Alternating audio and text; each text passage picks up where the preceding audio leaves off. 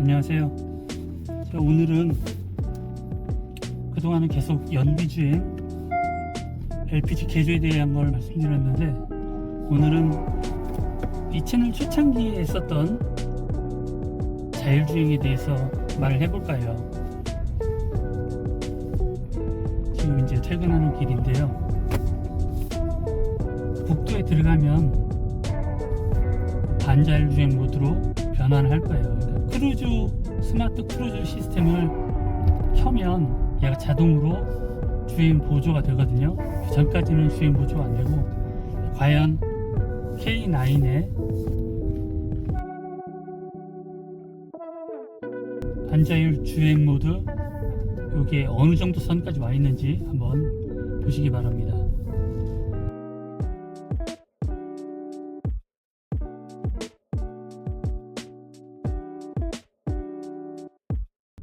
제가 반자율 주행 모드 옵션이 있는 차를 몇 종류를 운전해 봤어요. 근데 이 차가 그나마 가장 좋았어요. 이 차뿐만이 아니라 이 차급 이상들은 다 반자율 모드가 좋겠죠. 자율주행 모드 있는 차들을 보니까 레벨 3부터 자율 모드, 완전 자율 모드라고 하더라고요. 레벨 1, 2는 반자율 모드, 사람의 개입이 있다고 그러는데, 이게 1, 2의 개념인 건지는 저도 잘 모르겠어요. 국도에 들어가면 얼마나 반자율 모드가 실제 운전에 도움이 되는지 그런 것들을 한번 확인을 해보도록 하겠습니다.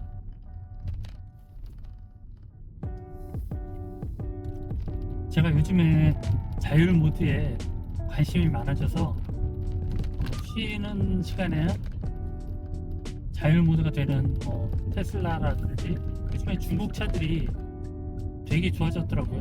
중국 차에 대한 자율 모드 유튜브 영상들도 많이 보고 하는데요, 세상이 빠르게 변하는 것 같아요. 처음에 하이브리드 차량 나왔을 때 아직은 빠르다, 배터리 값만 1000만원이다, 고장나면 차보다 배터리 값이 더 나갔다, 이런 말들이 굉장히 많았는데, 지금은 차를 뽑으면 절반 이상의 하이브리드로 뽑으시죠. 대세가 되어가고 있고, 이제 거기서 전기차로 넘어가는 시대인 것 같아요. 전기차도 불과 몇 년 전까지만 해도 아직은 이르다, 저도 그랬었어요. 몇 년 전, 한 3, 4년 전까지만 해도 전기차? 아직은 좀 이르지 않나? 하이브리드를 몰아본 저조차도 전기차, 완전 전기차는 아직 좀 이르지 않나 라는 생각을 했었었는데, 지금은 잘 다니고 있죠. 과도기가 좀 있어서 아직도 조금 미흡한 부분이 있기는 한 것 같아요. 불이 난다든지 여러 가지 문제가 있긴 한데, 가장 탐나는 옵션이 자동주행 옵션이 있더라고요. 화면을 볼 때마다 너무나 놀랍고, 차를 주차하고 이제 나와서 차를 자기 있는 곳까지 이렇게 설정을 하면 주차되어 있던 차가 스스로 차 주가 있는 데까지 오더라고요. 어제는 중국차에 대한 영상을 보게 됐는데 너무 놀라웠어요. 일반 도로에서 이 내비를 켜고 가도 지하가 들어가면 그 지하 통로를 얘가 못 잡잖아요. 근데 자율 모드로 해놓고 지하 주차장 3층 이런 곳에다 받쳐놓고 지상 1층에서 호출 버튼을 누르니까 자율 모드로 들어와서 지하 3층, 지하 2층, 지하 1층을 지나서 평균 시속 80km 단속 구간 차 주가 있는 곳까지 오더라고요. 지하에서도 된다는 게 정말 놀라웠고, 또 하나 놀라운 거, 중국차를 제가 이렇게 맹신하거나 중국차를 어떻게 띄워주려고 하는 것도 아니고요. 그냥 객관적인 그 영상을 보고 느낌인데요. 차를 어디 공터 주차장이나 아니면 어디에다 대놨다거나, 어디에다 주차를 해놨다거나, 아니면 주차를 해놓고 다른 분 차를 타고 어디를 잠깐 이동했다거나, 그랬을 때 차까지 다시 걸어갈 일이 되게 귀찮고 멀잖아요. 그럴 때가 있잖아요. 그랬을 때 호출 버튼을 주변에 있는 건물이나 이런 것들을 사진을 찍어서 차에 전송을 하면, 어플이겠죠? 어플로 이렇게 전송을 하면 차가 어디라고 인식을 하고 그 장소, 차주가 있는 장소까지 알아서 온답니다. 지금 반자율 주행 모드 놓고 처음 올렸어요. 한 3km? 2-3km 정도 달린 것 같아요. 근데 이게 지금 많이 좋은 거예요. 그릴 탈 때는 한 15초? 30초면 올렸었는데 얘는 굉장히 오래가는 편이에요. 그러니까 반자율 주행 모드도 얘는 조금 진화한 모델이고 앞으로는 더 많이 진화하겠죠. 아까 그 중국차 다시 얘기 나와서 그 영상을 보면서 너무 놀랐어요. 사진 한 장으로 차가 현재 차주가 있는 곳을 확인을 하고 그 장소로 자동으로 간다는 거, 그 자체도 너무 놀라웠고, 또 아파트 주차장이나 목적지에 도착해서 차주가 그냥 내리고 문 잠금 버튼을 2초 정도 누르니까 알아서 차가 주차를 하고 시동 끄고 문 잠금까지 알림으로 알려주더라고요. 이게 자율주행 모드만 되는 게 아니라 여기에서 핸드폰으로 어플하고 교감을 해가면서 얘가 주차도 하고 차주 있는 곳으로 호출도 오고 그러더라고요. 그리고 이 모니터에 주행 모드로 가고 있다가 앞에 장애물이 있으니 어떤 경로로 우회해서 어떻게 가겠다 화면에 딱 떠주고 알려주더라고요. 왜 내가 브레이크를 밟았다, 왜 우회전을 하게 됐다. 그 영상들을 보면서 정말 시대가 빨리 변하는구나 라는 생각을 했고요. 우리나라는 아직 자율주행을 풀지 않았기 때문에 우리나라까지 들어와도 그렇게 운전을 못하겠지만, 지금 세종시에서는 자율주행차 시범으로 지금 운행을 시험을 계속하고 있어요. 제가 세종시를 살고 있어서 그 차량들을 가끔 보는데 보면 카메라를 여러 개 달고 주행을 해요. 네, 우리나라도 얼른 기술이 그렇게까지 발전을 해서 다른 나라들처럼 완전 자율주행 모드를 실현할 수 있는 날이 하루빨리 왔으면 좋겠습니다.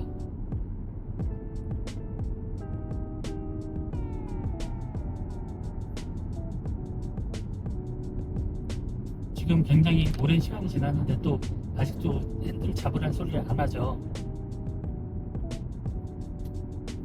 이 차를 사고 처음에 놀랐던 게 그거였어요. 그랜저도 나쁜 차가 아니잖아요. 꽤 좋은 차인데도 반자율 모드 시행하면 한 15초. 그것도 혁신이라고 생각했었거든요. 그래? 되게 편하네? 근데 단지 15초 정도 있으면 알람이 울려서 핸들의 손을 잡아야 된다는 게 사실 그때도 편하면서도 불편했거든요. 근데 이 차는 국도에 들어갔을 경우에 이렇게, 시내에서는 그렇게 할 수 없고요. 국도에 들어갔을 때는 이렇게 손을 놓고 편안하게 운전을 할 수 있답니다. 그러니까 이게 완전 자율주행 모드 차가 아니기 때문에 손을 놓고 딴짓을 한다거나 이럴 수는 없어요. 하지만 팔이 굉장히 편안해지고 두 손이 자유로워지죠. 항상 이렇게 경직된 자세로 이렇게 있으면 어깨도 뭉치고 장기간 운전하면 그렇잖아요. 그때 잠깐 어깨도 풀어줄 수 있고 손도 좀 편안하게 무릎이나 이렇게 내려놓을 수 있고, 자 올리면 한 번씩 잡아주고, 물론 전방은 보고 있죠. 완전 자율주행 차를 제가 만약에 구입을 한다고 해도 솔직히 익숙해지기 전까지는 불안해서 시선은 못 뗄 것 같아요. 완전 자율주행 차도 보니까 유턴도 알아서 하고, 사람이나 장애물 있으면 급정거도 하고, 차선도 끼어들고, 우리가 막연히 중국에서 막 비하해서 예전 메이드 인 차이나를 생각해서 하는데, 이 중저가 싼 물건들은 메이드 인 차이나가 맞는 것 같아요. 아직까지도 그런 이미지가 있는 것 같아요. 그런데 적어도 IT 쪽, AI 쪽, 이쪽은 중국이 정말 발전이 많이 돼서 오히려 우리나라보다 더 발전이 되어 있는 것 같아요. 그 나라들은 그쪽에 돈을 많이 쓰고, 우리나라들은 지금 사실 조금 대우나 이런 게 그런 쪽보다 못하니까 공부를 좀 한다 하면 의대 쪽으로 가고 법대 쪽으로 가지 이런 이공계 쪽으로 안 가잖아요. 후방 카메라가 연결되었습니다. 그런 문제점도 우리나라에서 좀 많이 지원을 좀 해주고 해서 이런 게 앞으로 미래 산업 먹거리인데 빨리빨리 좀 결정이 좀 됐으면 좋겠습니다. 아까서부터 지금 한 또 한 4km, 5km 온 것 같아요. 근데 아직까지 안 울리고 있죠. 이렇게 급경사라든지 아니면 노면이 좀 안 좋다든지 이 내비랑 연계가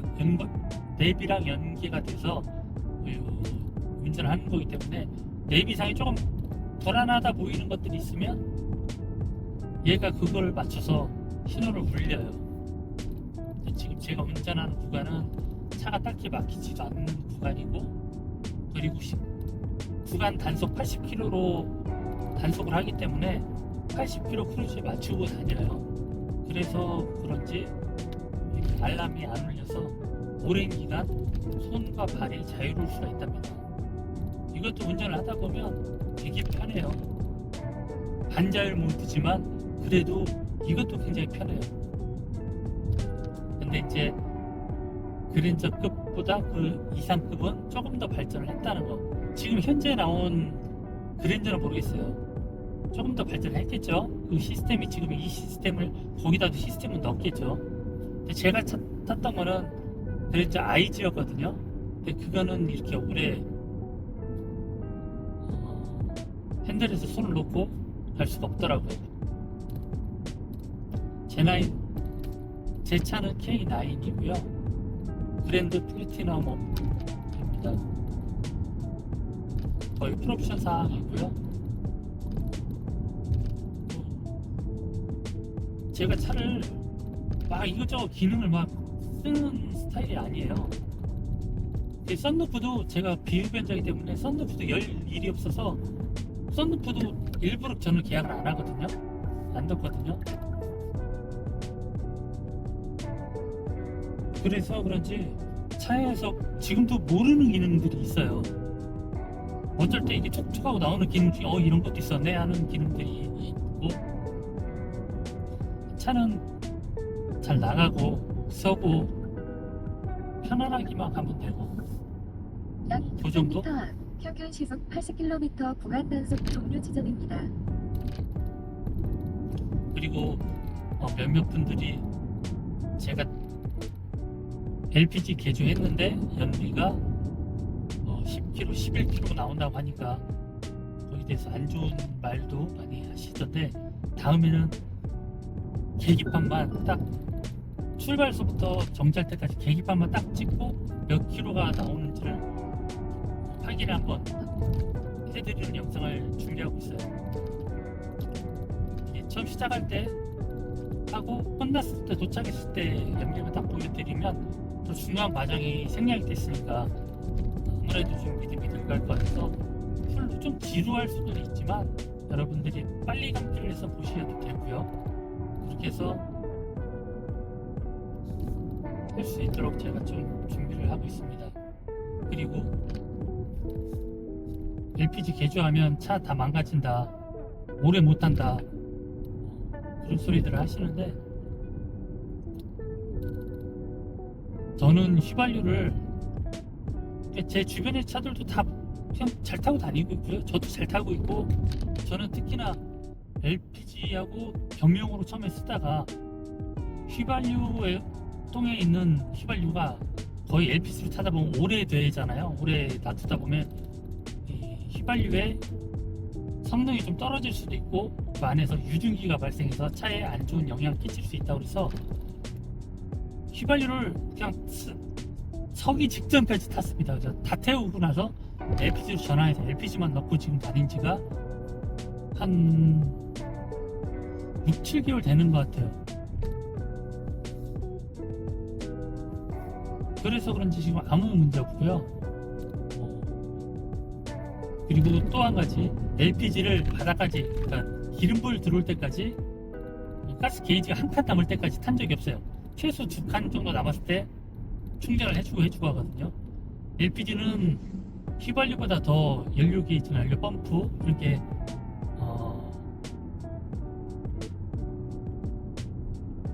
금방 나간다고 고장 난다고 그러더라고요. 가스가 많이 없을 때 충전하는 그런 습관을 자주 하게 되면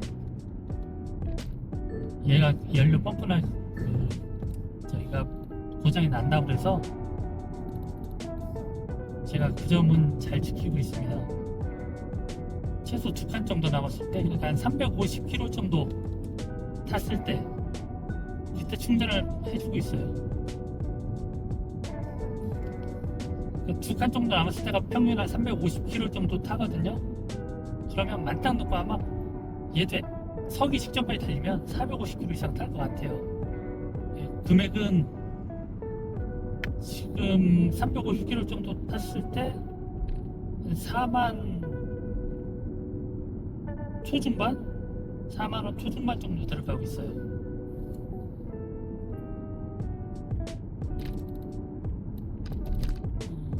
LPG 개조를 LPG 전용으로 나오는 차가 있다면 당연히 LPG 전용으로 나오는 차를 타야죠. 그랜저급까지는 LPG가 나올 거예요. 그 이상급 K9서부터 18금도 LPG가 안 나오는 것 같더라고요. LPG가 휘발유보다 더 천연 연료라고 그러더라고요. 이번에 저도 검색하면서 알았는데 LPG의 장점 그래서 쳐보니까 나왔는데 휘발유보다 더 천연이고 가격도 더 저렴하고 굳이 그런 여러 가지 있으면 LPG를 탈 수 있을 상황이면 LPG를 타는 게 훨씬 더 경제적이고 환경을 생각해도 좋은 거 아닐까요? 물론 LPG로 개조가 안 되는 차들이 있어요. 그런 차면은 어쩔 수가 없고요. 지금 이제 국도에서 새로운 도로로 접어들기 때문에 핸들에 손을 잡았습니다. 이제 이렇게 하고 더 쓰면서 크루즈를 다시 이제 제한속도 이 도로는 70이기 때문에 70에 맞춰놓고 또 가고 있습니다.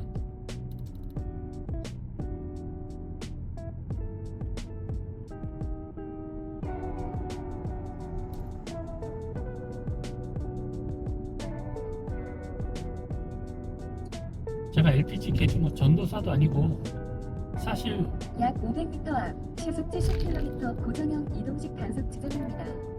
이 차가 무게만 2톤이 넘거든요. 휘발유 거기다가 배기량이 3800cc예요. 휘발유가 얼마나 먹을까요? 가늠이 대충 되실 거예요.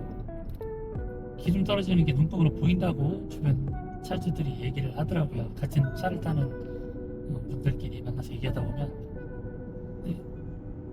가스도 게이지 다는 게 보이죠? 100km에 한 칸 정도 달아요. 5칸이니까 그래도 만땅 넣어도 아직 55,000원? 아마 연료를 거의 다 태우고 나서 넣으면 55,000원에서 6만원 사이 들어갈 건데 그 정도로 450km 정도 타면 괜찮은 것 같아요. 일단 이 차의 편리함을 누리면서 이 차의 편안함을 누리고 공간 넓은 차에 가족들과 같이 편안한 여행을 즐길 수 있는 걸 누리면서 가격이 연료비가 더 저렴하게 든다는 사실이 굉장한 메리트죠.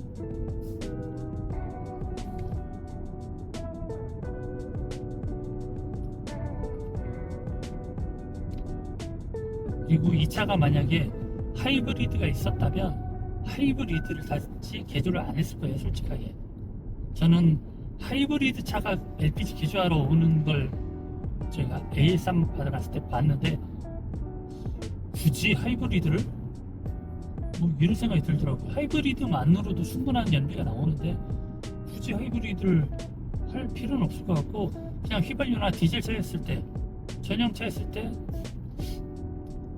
바꿔서 개조해서 타는 거는 제가 지금 제 차가 고장이 안 나고 이렇게 잘 타고 있는 것에 만족하기 때문에 저는 강추합니다.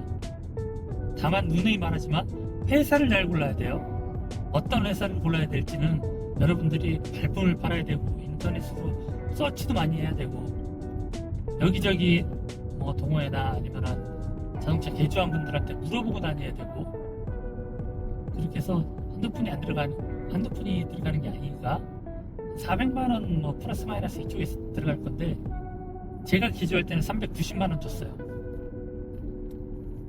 그렇지만 그 돈을 뭐 자동차 1, 2년 타고 안 탈 것도 아니고 그 돈은 뽑습니다. 그 돈은 뽑고 뭐 더 몇 년 더 이상 그 이상 탄다면 그다음부터는 세이브하면서 이제 갈 수 있는 거죠.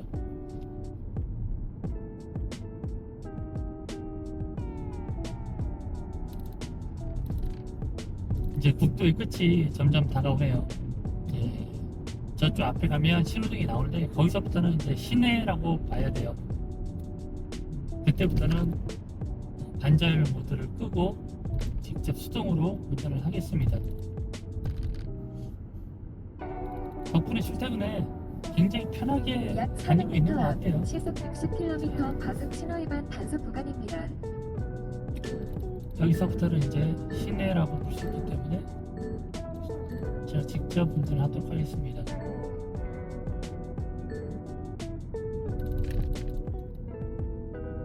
보시기에도 지금 벌써 차가 들었죠? 네, 여기서부터는 시내예요. 제가 일전에 영상에서 말씀드렸던 그 앞유리 깨져서 앞유리 양심껏 교체 시선 가기가 제 왼쪽 편에 있고요. 그리고 자동 세차, 그러니까 무터치, 노터치 세차 처음 해봤던 시험 삼아 해봤던 때가 이 오른쪽이에요. 다 이 근방에 몰려 있어요. 자동차 거리처럼 타이어 부분도 있고, 그다음에 뭐 썬팅집도 있고. 언제 이제 유튜브에서